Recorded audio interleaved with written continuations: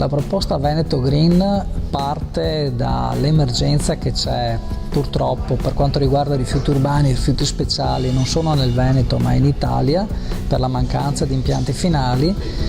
La soluzione di questa emergenza è quella di puntare alla logistica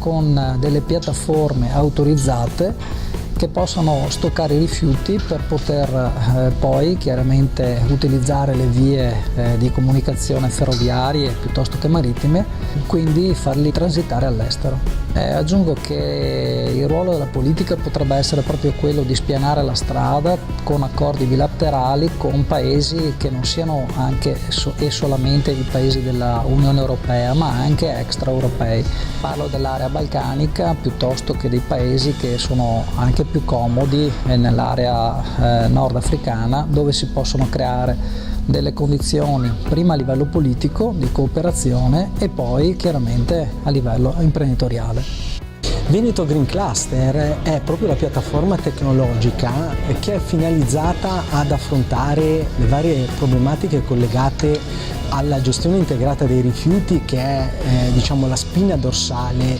di quella che viene chiamata economia circolare, quindi la valorizzazione di prodotti, materiali o risorse che deve essere mantenuta per il più tempo possibile, chiaramente minimizzando la produzione dei rifiuti.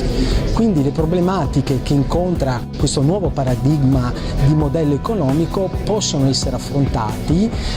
con investimenti nell'ambito dell'innovazione, innovazione a 360 gradi, dalla ricerca applicata, magari attraverso la collaborazione con le università che nel Veneto ad esempio hanno delle eccellenze diciamo riconosciute, ma anche attraverso diciamo sviluppi,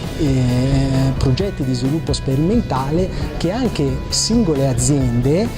o addirittura aggregazioni di aziende, quindi in logica di una simbiosi collaborativa, possono mettere in campo per trovare sostanzialmente nuove soluzioni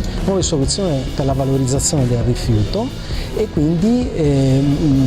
nuove soluzioni anche per ottimizzare i processi o addirittura valorizzare dei rifiuti